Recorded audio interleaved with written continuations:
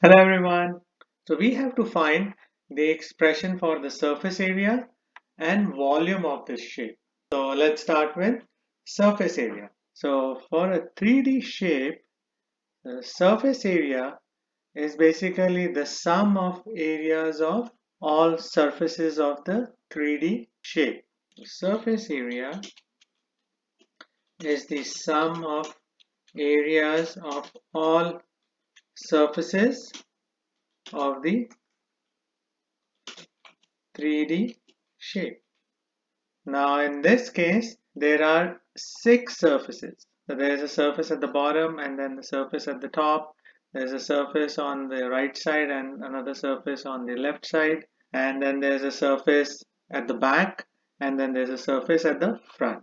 So in total, there are 6 surfaces. Now this shape is a rectangular prism. So all the surfaces are rectangles. So basically we have to calculate the areas of these 6 rectangles and then add them up, and that will give us the surface area of this 3D shape. So let's start with the bottom surface and the top surface. So we have to find the area of bottom and top rectangles. Now we know that the formula for area of a rectangle is length times width. Now for the bottom surface, the x represents the length of that rectangle and y represents the width of that base rectangle. So the area of the bottom rectangle will be x times y. So x times y, and then plus the top rectangle has the same area as the bottom rectangle, because the dimensions of the top rectangle are the same as that of the bottom rectangle. The length is x and the width is y. See, this length is x and the width is y. So therefore, area of the top rectangle will also be x times y.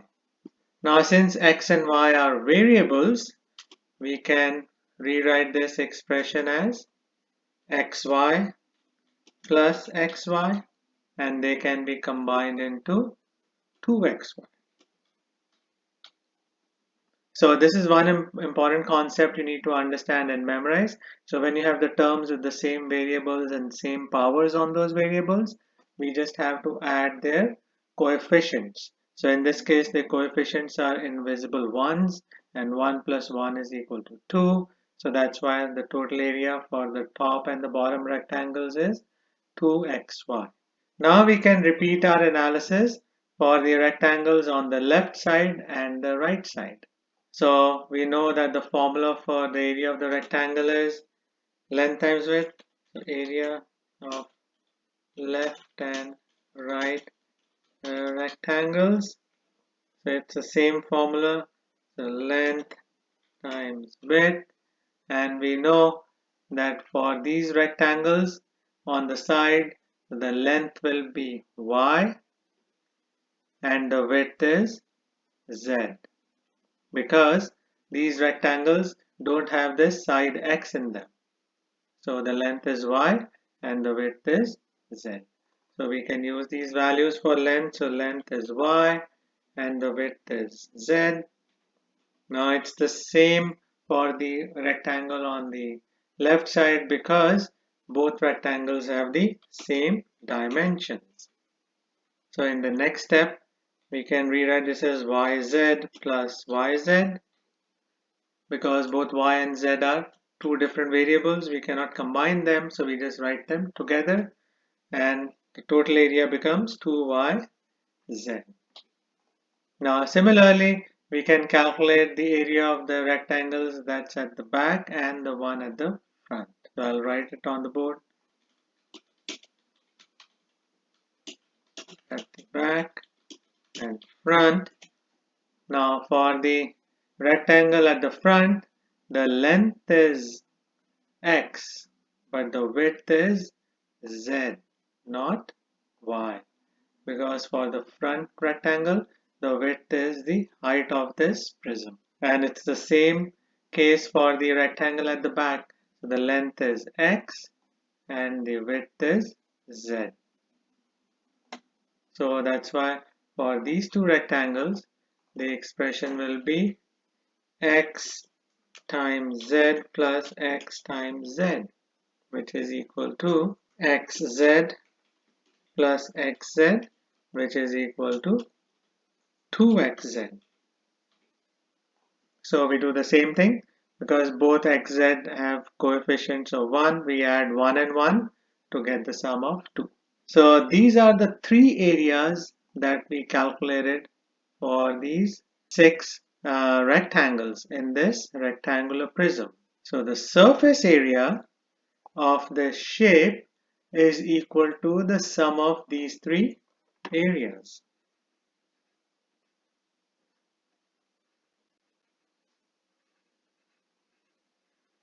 Equals, so we start with the first area. We calculated 2xy plus 2yz plus 2xz. So this should be the expression for the surface area of this 3D shape. So this should be our final answer for surface area. Now we can calculate the volume of this shape, which is the second part. Now this shape is a rectangular prism. So for volume of a rectangular prism, the formula is length times width times height.